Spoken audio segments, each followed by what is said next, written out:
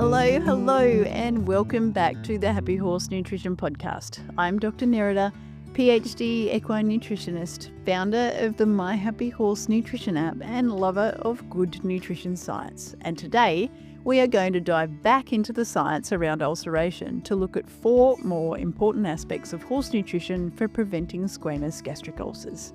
Now, hopefully you managed to catch the podcast last week where we talked about the 3 most important things you need to do to prevent squamous ulceration, which is the ulceration that happens in the top part of the stomach and is normally caused by stomach acid splashing or squeezing up to the top part of the stomach and literally burning holes through the gut wall. In case you didn't catch that podcast, which was episode number 62, the important aspects of nutrition for preventing this form of ulceration are all centered around a horse's forage intake, because it is forage that keeps the stomach full and stops the acid from splashing around. Plus, when horses chew forage, they also create saliva, and the saliva buffers and dilutes the acid in the stomach and makes it less likely to create ulceration. So before you even begin to think about what is going on in your horse's feed bin, you must get the forage part of your horse's diet right, making sure they are getting enough forage, that they aren't going too long between forage meals, and that you are feeding hay before and after riding. So with forage covered, today what we are going to talk about are the other things you can do to further reduce the risk of squamous ulceration.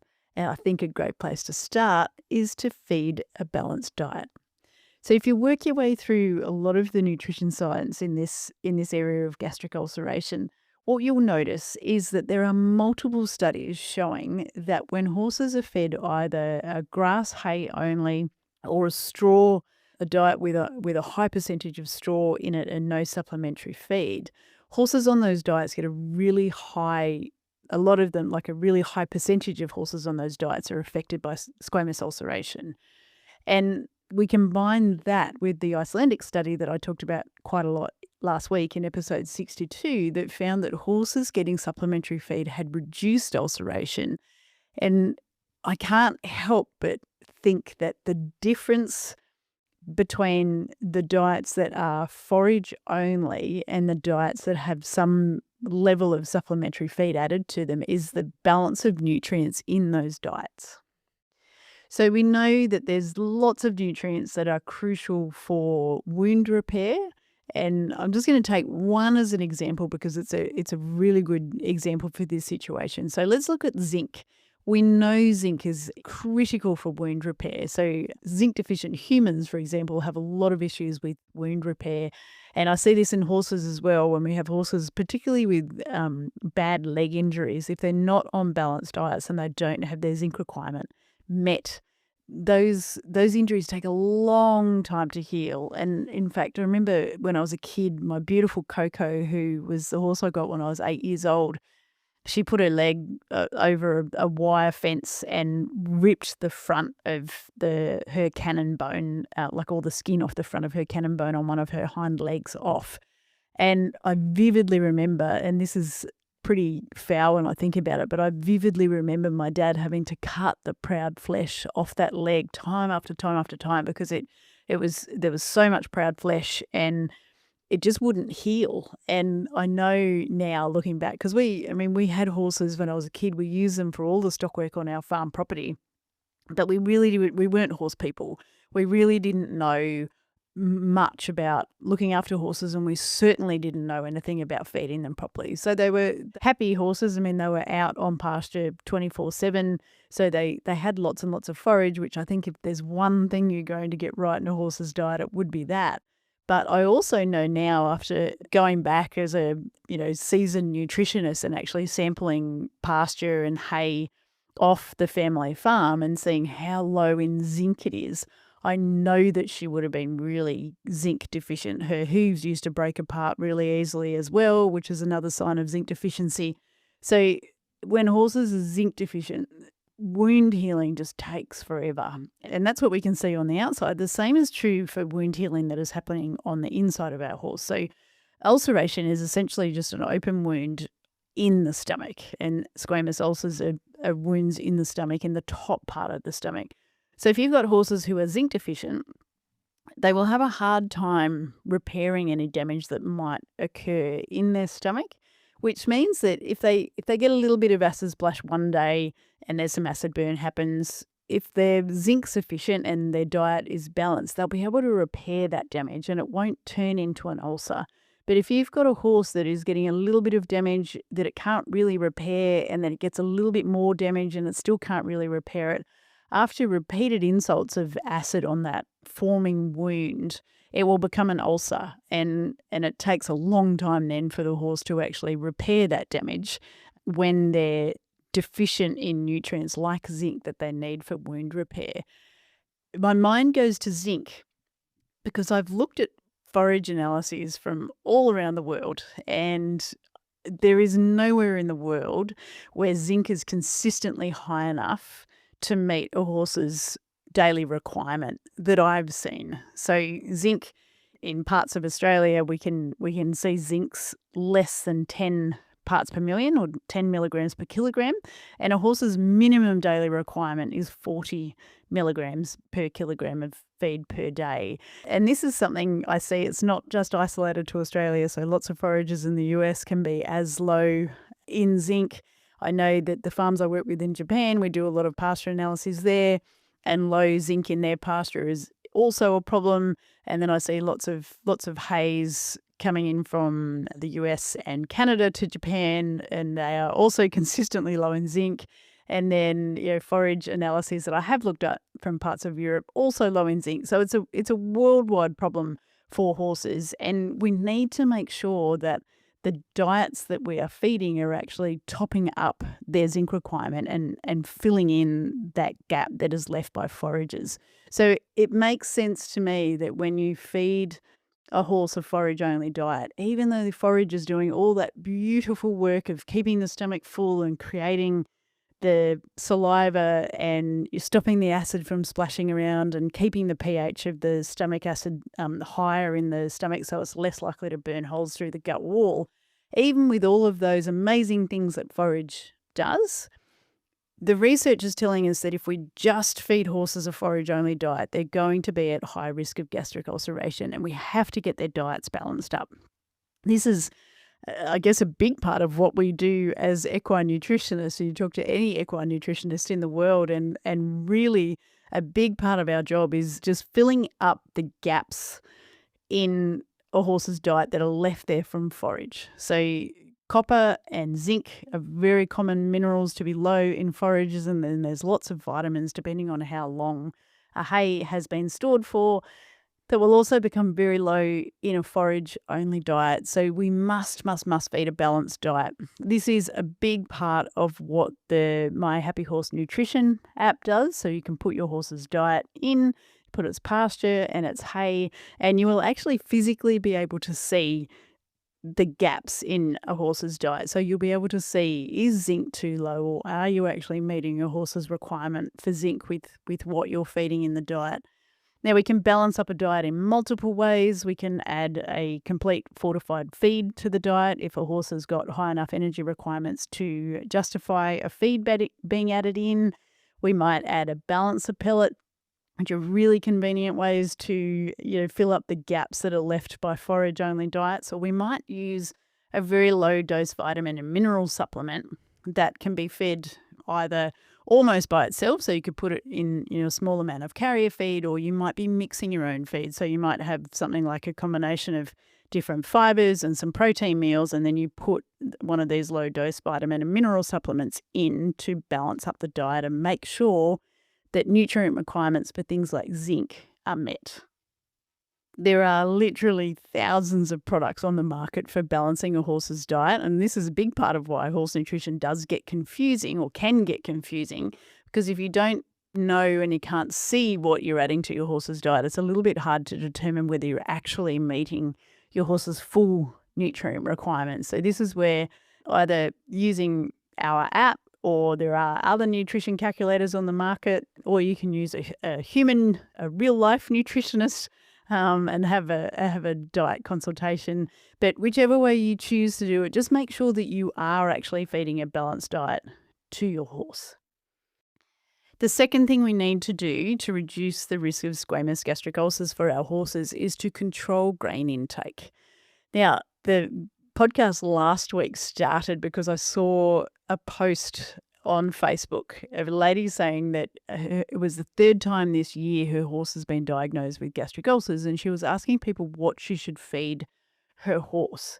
And a lot of people will jump straight to go grain-free, don't feed any grain, and there is a school of thought, I guess, that grain causes ulceration. But if you look at the research, that's not quite true. So the Icelandic study that we spoke about a lot in the podcast last week, it actually showed, as I've already mentioned, that horses that were getting some level of supplementary feed actually had a lower incidence of gastric ulcers. Now, as we just talked about, I think at least a part of that will be because those horses actually had a more balanced diet. So that supplementary feed would have been bringing in a lot of the nutrients that are missing from the forages that they were being fed. But the interesting thing was that most of those supplementary feeds were some sort of processed grain feed. So horses that had processed grain added to their diet had a reduced risk of ulceration. Now, I don't think that grain reduces the risk of ulceration. The science just doesn't show us that it increases the risk of ulceration unless you feed too much. So it's like all things, in moderation, it is going to be safe. And this is, of course, depending on the horse being able to eat grains in the first place. So there is some horses, laminitic horses and PSSM tying up horses and a bunch of other horses that for metabolic reasons they can't have grain. But for horses that can have grain and can safely eat grain, you can feed grain and not increase the risk of gastric ulcers, but you have to feed it in a controlled manner. So some research that was done in Denmark in a survey of hundreds of horses found that when we feed more than 1 gram of starch per meal, the risk of ulceration was tripled. So if we look at 1 gram of starch per meal in terms of, well, how many kilograms of feed is that, it all depends on what percentage of starch a feed is. So if we looked at a reasonably low starch feed from a starch perspective, there's lots of different ways to classify low starch feeds. So if we're talking, laminitic horses and needing a truly low starch feed, then starch is going to be a couple of percent. But when we're looking at a performance horse feed that contains grain but is relatively low in starch, you're sort of looking around that 20% of starch mark. So 20% of starch, which is 200 grams per kilogram. And I'm really sorry to anyone who speaks in pounds, but my brain is not going to math this one for you. I can't think on my feet fast enough. But if we go 20% starch, 200 grams per kilogram, that would mean for a 500 kilogram horse, 2.5 kilograms per meal is going to be that top level of 1 gram of starch per meal. So if you're feeding a 20% starch feed and you're feeding any more than 2.5 kilograms per meal, you're potentially increasing the risk. And that study showed that you may be tripling the risk of ulceration in that horse. Now, when we look at higher starch feeds, so if we looked at a 35% starch feed, which interestingly is around where a lot of racing feeds will fit, that means that we have to bring our amount of feed down to just 1.5 kilograms per feed to stay under that 1 gram of starch per meal. So if you're feeding one of those higher starch feeds and you're feeding more than 1.5 kilograms, then the risk of ulceration is potentially, based on this study, going to be tripled. But like I said, the grain itself doesn't cause the ulcers. It's the amount of grain we're feeding.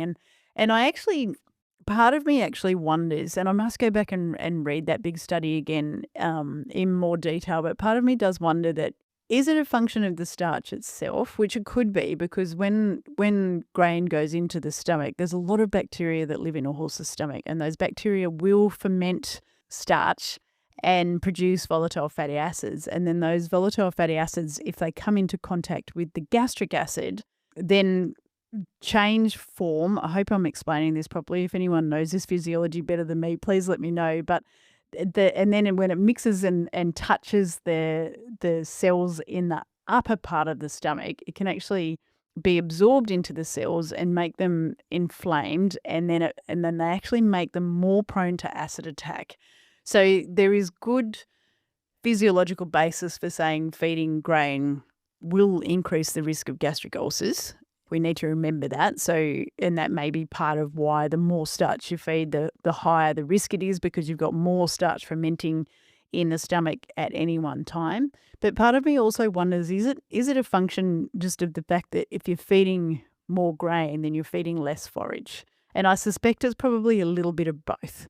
So the best thing you can do for horses in terms of reducing gastric ulcer risk is to, when we're talking about grain specifically, is to control the grain intake. So feed it. And, in fact, in racehorses, I do a lot of work with racehorses, and I cannot get them to race well unless we do feed some grain in the diet. So it has to be in the diet for some performance horses because it's such a good source of glucose, which they then use to build their muscle glycogen. But we have to feed it in a way that is sensitive, I guess, to the gut's physiology, and sensitive to the fact that if we feed too much of it, we're going to cause lots of problems, one of them being an increased risk of squamous gastric ulcers.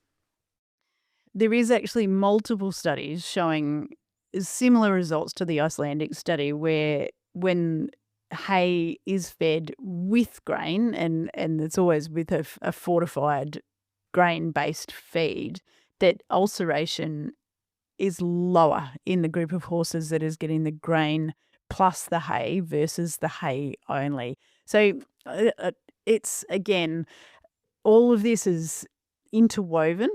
And I think when we feed grain, potentially we increase the risk of gastric ulcers from one perspective, but we're also bringing in a lot of other nutrients, and if they're fortified grain feeds, then you're also balancing the diet. So a part, I think, of what they would be seeing in those studies where they add grain to the hay-based feeds is just simply a fact of they are balancing the diet. So horses have got their zinc requirement met, and all the other nutrient requirements that they need will be met. And then together that is reducing the risk of ulceration. But all that to say, don't panic about grain in diets. It's not necessarily, well, it's definitely not you feed grain, you will cause gastric ulcers. It's definitely not that. If you feed too much grain, then yes, you have a higher risk of gastric ulceration. But when you feed grain well, and particularly when you feed it as a part of a balanced diet and your horse is still getting plenty of forage, and the grain or the grain-based feed is actually a part of making sure that your horse's nutrient requirements are met, then it becomes part of the solution to gastric ulceration as opposed to one of the causes. I hope that makes sense. I feel like I just talked you around in circles, but there is no harm if you would prefer to stay away from grain-based feeds and you would prefer to feed a non-grain feed, and certainly if you have to feed a non-grain or grain-free feed because your horse has got other issues that prevent it from being fed grain, then by all means do that. And again, a lot of it comes back to just making sure that you are feeding a balanced diet. Which also leads us in, again, it's all interwoven, leads us into the third thing we can do to further reduce the risk of ulceration, and that is to feed high-quality protein. Hey, just jumping in for a second, I hear so many stories of horse owners awake in the middle of the night researching what to feed that I seriously think we should start the 3 a.m. horse feeding club, where the horses are asleep, you're wide awake, and Google is absolutely not helping. If you're an eligible member, you already know the drill. The worry doesn't go away by reading more articles. It goes away when you have a clear, personalised plan for your horse that you actually trust. That's exactly what My Happy Horse gives you. A few taps and you'll know exactly what your horse needs and why. Check it out at myhappy.horse or on the App Store. Now, where were we? In episode 52 of the Happy Horse Nutrition Podcast, I talk about protein quality, and I talk about how protein is not just protein. So proteins are made up of building blocks called amino acids, and there are 20 different amino acids. 10 of them we call the essential amino acids, the other ones we call the non-essential amino acids. So the essential amino acids a horse must get in the diet, the non-essential amino acids, they can actually make for themselves in their body, and they don't need to have them supplied so much in their diet. They will still be in the diet, but they're not, a horse is not reliant on them to be in the diet, because if they need them, they can make them. So there's some of those amino acids are really important in gut health. So the amino acid glutamine is an amino acid that is needed to repair any damage that might actually happen to the gut wall. So the epithelial cells, the lining of the gut, are reliant on glutamine. They have massive requirement for glutamine, and if they're not getting enough glutamine, then they can't actually, if there is, like I was saying before, with you're feeding a balanced diet and making sure that there's enough zinc so that wound repair can happen. This is along the same line. So if the cells don't have enough glutamine, they actually can't turn themselves over. They can't replenish themselves quickly. So if there is some damage happens to the stomach wall and it doesn't repair quickly, and then the next day there's a little bit more damage and a little bit more damage, that's how the ulceration happens. So glutamine is super important. It's an interesting amino acid in that it's one that we call conditionally essential. So it's actually in the non-essential amino acids, because when a horse needs it, it can make some in its own body. But there are certain conditions where a body's requirement actually outstrips the horse's ability to make it for themselves. So anytime that there is some stress, so high-level performance horses that are under a lot of work pressure, young horses, when they're growing rapidly, will sometimes outstrip their ability to produce enough glutamine for themselves. And horses that are sick too, they have increased requirements for glutamine. So in those situations, horses will actually need a dietary source of glutamine. And the role that glutamine plays in gut health is a big part of the reason why you will see this amino acid added to a lot of gut health supplements, because we know, and the science tells us, that amino acid is critically important for repairing the gut wall. Now, there are a bunch of other amino acids that are really important for stomach health. So the bottom part of the stomach needs to produce its protective mucus to stop it from ulcerating and glandular gastric ulceration occurring down in that part. So amino acids like threonine and proline and serine, which you will also see in a lot of gut health supplements, they're really important for that protective mucus. But for the top part of the stomach, horses need specifically glutamine, but they also need the broad spectrum of the essential amino acids, because cells are made up largely of protein, the gut lining cells, and so we need to make sure that those cells have got every building block they need, so that they can continually repair and replenish themselves, and make sure that if there is some damage that occurs in the stomach, they can repair it quickly. So you do need to look for good quality protein. I'd love you to go back and listen to episode 52, because I talk about this in detail there. But your highest quality proteins that we see commonly in horses' diets are things like soybean. So soybean is the highest quality plant protein we can get, and quality is based on how much of the essential amino acids they contain and how closely those essential amino acid profiles match what a horse actually needs. So soybean contains the best profile of essential amino acids for horses out of all of the other plant proteins that are available.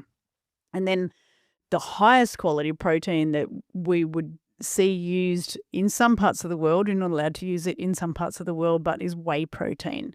So whey protein is really rich in essential amino acids. It's very rich in the essential amino acids that are needed for gut health. And this is, again, part of the reason why you will see whey protein used in gut health supplements. But when we have really good protein in our horse's diet, it just means that we're giving them the building blocks to keep rebuilding and repairing their stomach lining, so that it can so that it can stay very healthy. And if there is any damage in there, it can be repaired quickly before it turns into a big problem. I think that part of the reason why we see horses on straw-based diets ulcerate so much is potentially because of a protein and essential amino acid deficiency.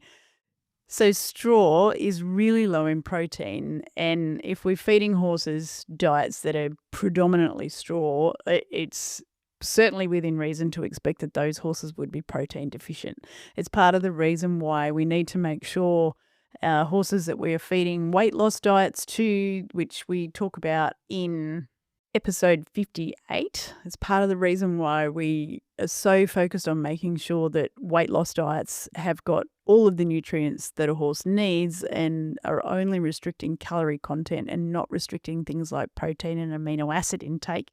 Because if we're restricting their protein and amino acid intake down too much, you will start to cause deficiencies of essential amino acids. And one of the manifestations of that is potentially gastric ulceration, which is certainly what they have reported in research where they've looked at feeding high percentages of straw to horses.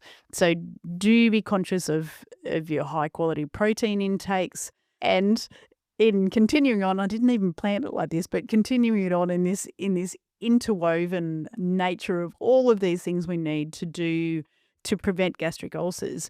The fourth thing and last thing that I have on my list for this podcast for helping our horses avoid squamous gastric ulceration is to feed lucerne or alfalfa hay, depending on what you call it.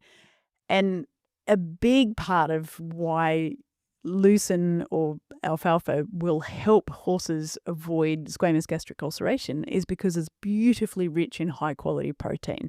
So and it's only one aspect of the way lucerne helps in diets to prevent ulceration, but it's got all this really lovely quality protein, and it's going to be directly feeding the cells lining the stomach and making sure that they are actually having their requirement for essential amino acids met. So lucerne has been shown again in multiple research studies, and I'm not great for being able to remember off the top of my head the name of authors and the year of publication. Some researchers I know can sprout papers off, and it's a skill that absolutely amazes me, and I wish that I had it, but I don't. So what I'll do is I'll drop the links to some of these papers in the show notes for this episode, but there is multiple studies that show that when you feed lucerne, it is beneficial for both preventing ulceration and also, amazingly, for healing ulceration.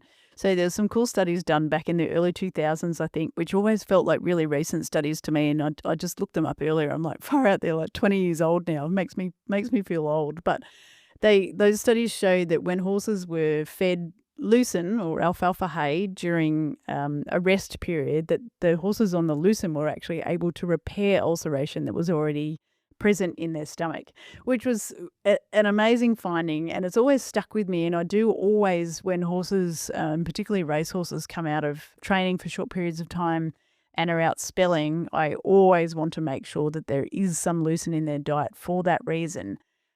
But there's always a but, isn't there? But there is situations where feeding, and in fact probably a lot of situations, but there will be situations where just feeding lucerne is not going to be enough to repair ulceration.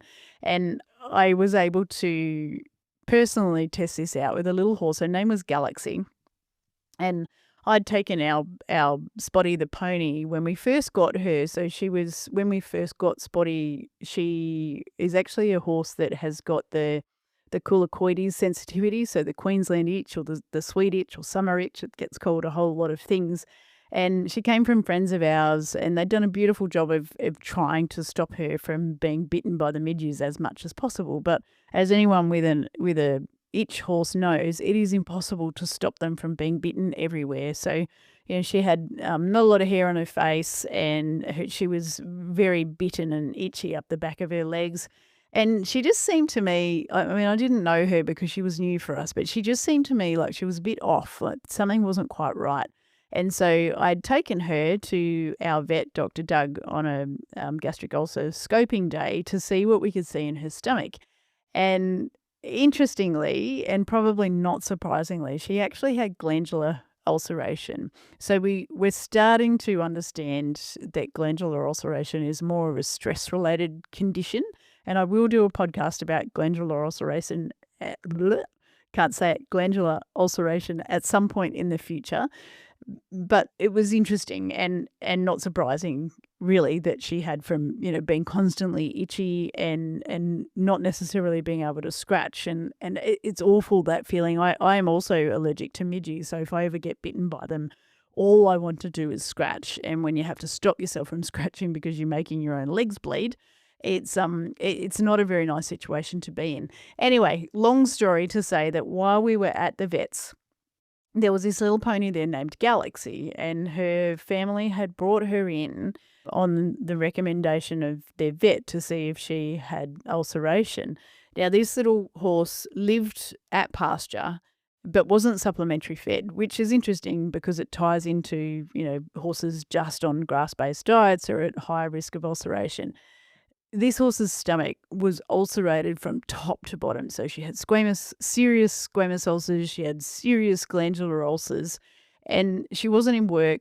She was at pasture 24/7. She had a paddock mate, so she wasn't at pasture by herself. Her behaviour evidently was terrible, and that was why big part of the reason why they brought her in, because she'd become quite unsafe for her young little rider to ride. Anyway, when they found all of this ulceration, they weren't able to afford all of the treatment, and I got a call from vet. I'd mentioned to Doug, I said, gosh, she'd be an interesting little case study to see, what we could do with those ulcers on a balanced diet and with treatment. So my intention actually was never to just feed her a balanced diet to see if we could fix her. But Doug called me a couple of weeks later and said, would you like Galaxy? Because they're wanting to rehome her. And I said, sure, I'll take her and see what we can do with her. And I spoke to Doug about getting treatment sorted for her, and I was wanting to use the injectable omeprazole for her, and then scope her on a regular basis to see how we were doing. And then COVID pretty much shut lots of stuff down. I actually couldn't get the omeprazole, and there were no scoping days because none of us were allowed to be anywhere near one another. And so Galaxy lived here for, I'm going to say, about 7 months. And I fed her. She was fed lots of lucerne, and she was on a balanced diet. And I did lots of research around, what is every nutritional strategy I could use for this horse. So I had her on all sorts of nutrients. She was on gut supplements that had plenty of amino acids, and I was bringing in vitamin C to help with the wound healing. And she was on a balanced diet, so I knew that her, zinc requirement and all the other nutrient requirements were met. And after about 7 months, she looked an absolute picture. She was glossy, shiny, and her behaviour had actually calmed down. I think a good portion of it was just that she didn't have many ground rules with the family she was with. So when she had a few more boundaries, she, things like don't walk over the top of me, please, while we're walking along. So she did calm down a lot. And honestly, there's photos of her still on my phone. She looked amazing. And when we did eventually get her back for scoping, her stomach was as ulcerated as what it was when we first started. I nearly died. I honestly couldn't believe that we hadn't made any headway whatsoever with healing these ulcers for the poor little creatures. So Doug then took her and he put her through treatment, and they got her gut right, and then she got rehomed again with a young lad that was doing a lot of work with her. And the last I heard, I must check in with her again, but the last I heard, she was doing really well. But all of that to say, lucerne is great, and there is studies to show that it will help with ulcer repair in some situations, but don't hear that and think that you don't need to treat horses that have got ulceration, because there is definitely going to be a need for treatment. And Galaxy was a perfect example of that. I was doing, you couldn't have had a more perfect diet for healing ulcers, and yet those ulcers still persisted in both the top and the bottom of her stomach. So lucerne does play a really important role, though, in diet. So there's studies that show that if you feed lucerne with grain, it will buffer the gut more and seems to reduce that negative impact of the grain that I was talking about before, where the grains ferment and produce the volatile fatty acids that then inflame the lining of the upper part of the stomach and make them more prone to acid attack. So it looks like when we feed lucerne with our grain, we reduce some of that negative impact of grain. And in fact, there's a highly cited paper as Libet 2007. It was presented at the American Association of Equine Practitioners back in 2007. And what it showed was that horses who were fed a pelleted feed plus lucerne, 8% of those horses were found to have gastric ulceration. But when that same pellet was fed alongside grass hay, 75% of the horses ended up with gastric ulceration. Like, it's a massive difference. And there's probably many reasons for it. And, lucerne, as we've already talked about, it's going to be adding in high-quality protein.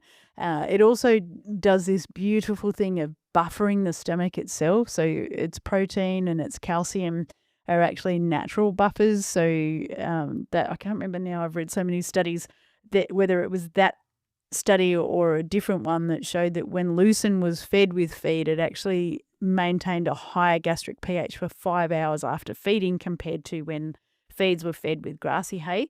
So it's got, I don't know if you can tell, but I absolutely love alfalfa, and I use it everywhere I can in horses' diets. So it does need to be fed in moderation. And again, this is where an app like My Happy Horse just comes in so handy.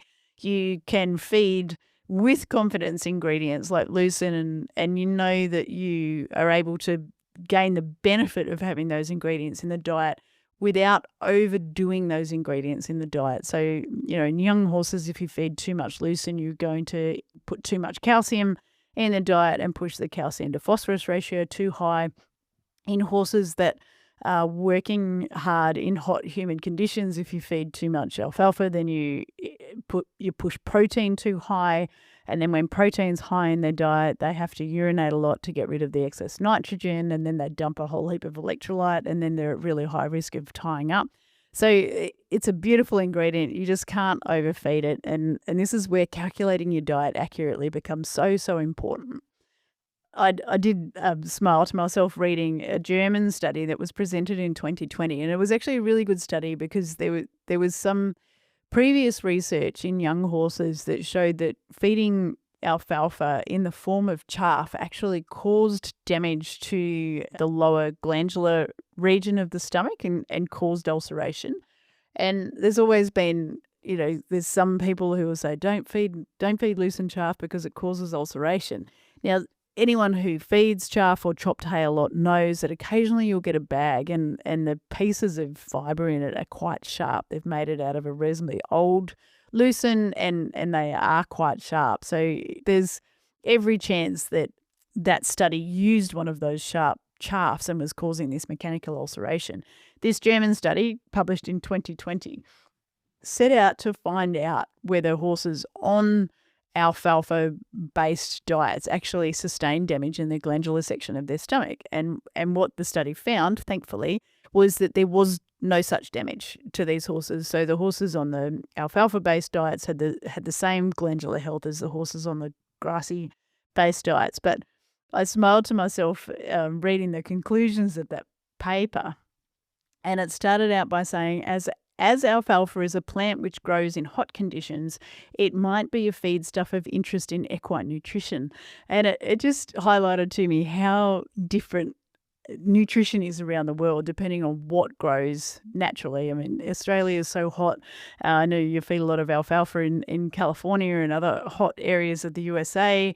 And it's just, I don't know how you do horse nutrition without alfalfa, but I guess as Europe seems to be heating up and the summers are hotter and drier, they might be looking at growing alfalfa more. But if anyone in Germany happens to be listening to this, you absolutely, alfalfa is a feedstuff of interest in equine nutrition. It's an amazing ingredient. It can do so much in horses' diets and definitely plays a role in reducing the risk of squamous gastric ulcers. And I'll finish by adding my favourite piece of advice to horse owners, and that is to make sure you feed lucerne or alfalfa hay before you ride and also after you ride. I talk about that in detail in last week's podcast, episode 62. I also have done a whole podcast on it, episode 3. In terms of reducing the risk of squamous gastric ulcers, feeding hay before you ride, and particularly feeding lucerne hay before you ride, is probably the single best management change you can make. So if you're not doing that yet, please do that. Your horse will absolutely thank you for it, and they will show you how grateful they are for that change in their management, in their behavior when you're riding them. I hope all of that helps. We did just cover a lot. Remember that the My Happy Horse Nutrition app is absolutely a friend when you're going through and working out how to feed a balanced diet. It will help you make sure that you're not overfeeding grain. So you'll see whether the amount of grain in your horse's diet is in the red or green. If you're in the red, you're feeding too much. You need to find ways to bring that down. It will help you find high quality protein and show you how much protein and the amino acid lysine you've got in your diet. And the last thing we talked about was feed lucerne, and it's such a good ingredient, and it's so handy in pretty much every horse's diet, but you can't overfeed it. So do the calculations on your horse's diet. Make sure that you are not oversupplying calcium, not oversupplying protein, but getting enough lucerne in there to have the positive impact it can have on your horse's gastric health.